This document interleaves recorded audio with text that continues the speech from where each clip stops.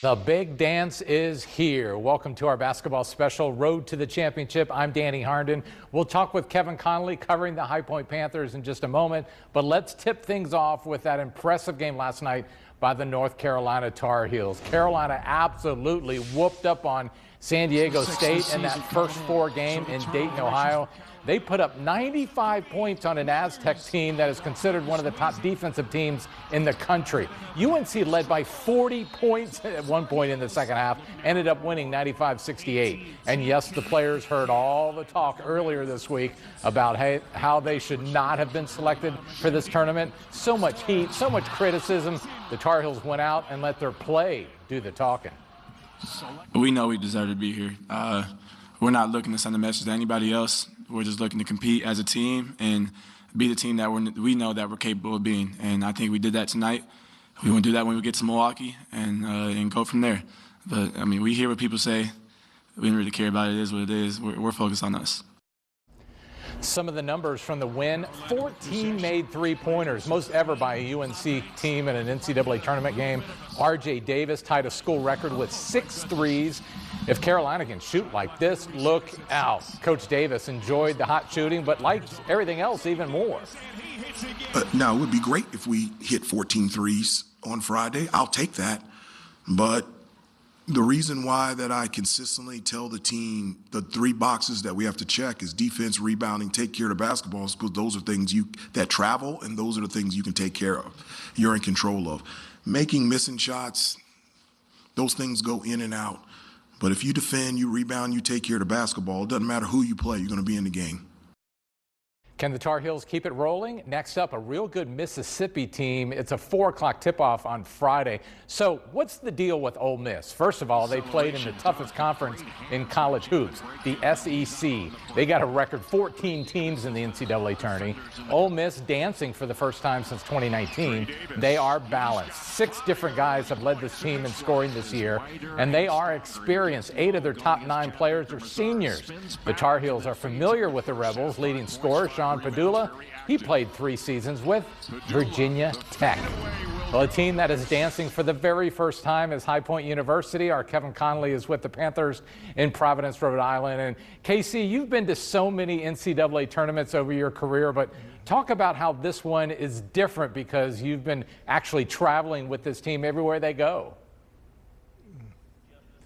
Yeah, behind the scenes with the High Point Panthers has been a very fun and different way to cover the NCAA basketball tournament. And one of the things that really jumps out to me is the level of coordination that it takes to get an entire basketball team to a completely different state and be ready to practice and play for a few days. And it also is so impressive that the coaches work so hard to get their team ready to play an opponent that they haven't ever faced before. These people behind the scenes are truly unsung heroes. Now, the adventure started yesterday when they left the airport, the PTI, to fly up here to Providence, Rhode Island. The players passed the time on the flight different ways, from sleeping to watching game film of Purdue. Now, think of the team hotel as home base. Not only do the players sleep there, but they eat breakfast there, and they have meetings. There are lots of bus rides to get around town, but the good thing is the NCAA does provide police escorts. Now,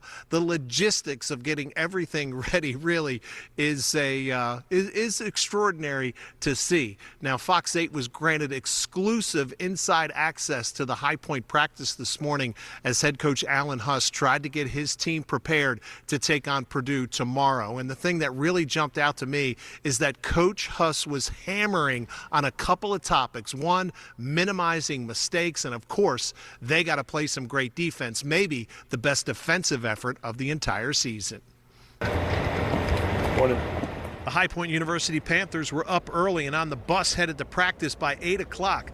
The goal was to get the game plan, especially on defense, implemented and perfected before tomorrow's game.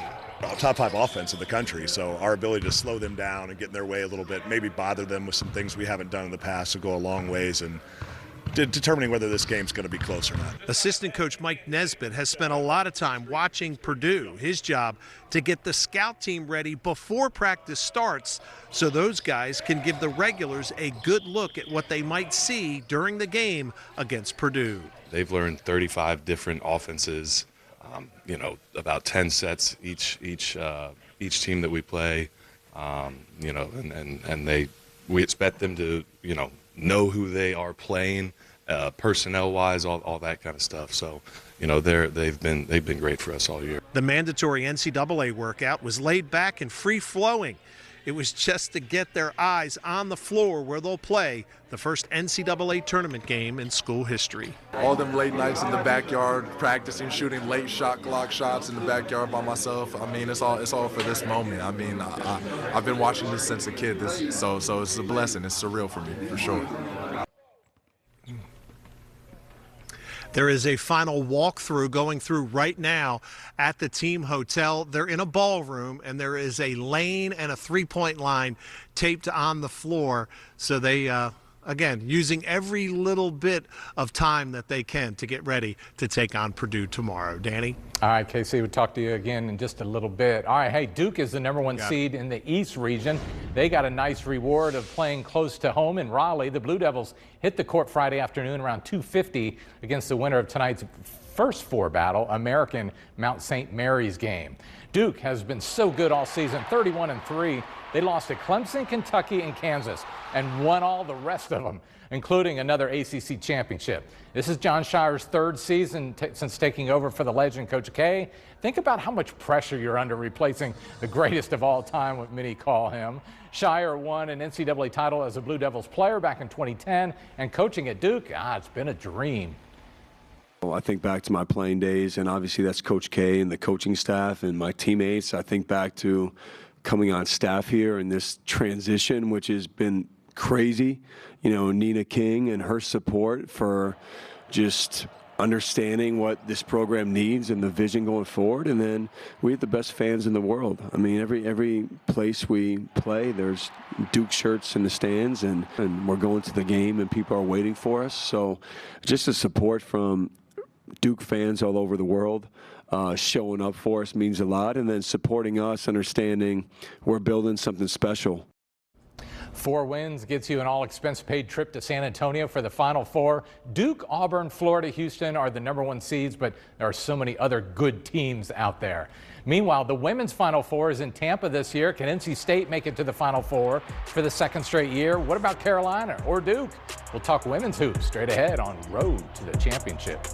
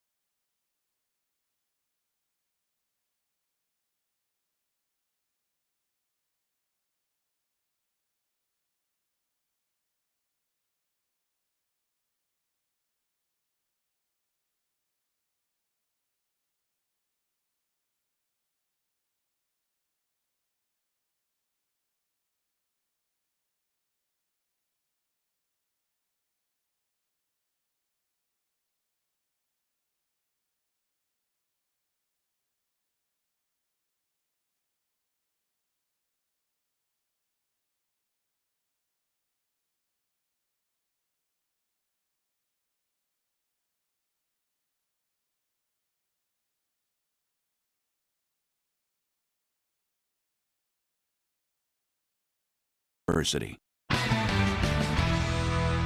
The women's NCAA tournament gets going this week. Duke, State, Carolina, all having a chance to make big-time noise. The Lady Blue Devils well rested after winning the ACC tournament in Greensboro back on March 9th. Are they good enough to reach the Final Four for the first time in nearly 20 years? Well, they're going to enjoy this ride. The big dance is a lot of fun. As you grow up, observing March Madness, and I was fortunate enough to play in March Madness, and now as a coach in March Madness, this is what you build toward. You build toward this time of year. So Friday at Cameron Indoor, Duke hosting Lehigh. Some other games we'll be keeping an eye on. NC State is the 2 seed in the Spokane Regional. They'll also be home hosting the 15 seed Vermont. That's on Saturday. Carolina playing Saturday, hosting Oregon State. UNCG gets to play the overall #1 seed Southern Cal. And tomorrow in a first 4 game, High Point against William and Mary. Let's send it back to our Kevin Conley covering the High Point men's basketball team. Hey, Casey, when the HPU players hit the floor tomorrow against Purdue, what's your best guess on what we will see? I think you're going to see a tremendous effort from this High Point basketball team, because I tell you what, practice was intense today. Alan Huss and this team, they want to prove to the rest of the basketball world that they truly belong in the NCAA basketball tournament. So I think you're going to see a really, really good effort. And like with a lot of these teams that are lower seeds, if they can hit good and take good three-point shots and get hot from three-point range, I truly believe that they got a chance to compete against Purdue tomorrow. Kevin, you've had a lot of behind-the-scenes access with these guys, the High Point players, over the last 2 days. I know it's a business trip, but are they having fun? Oh yeah, they are. It is fun. They enjoyed the police escort, from the hotel to the arena. When they came out here to the floor today, they had their cameras out. They are truly taking it all in. But I imagine tomorrow morning when they wake up, they're going to realize just how big a deal it is and how important this basketball game is. And they certainly will be locked in to take on Purdue. Game time is at 12:40. We'll, of course, have a complete game story at 5 and 6 tomorrow.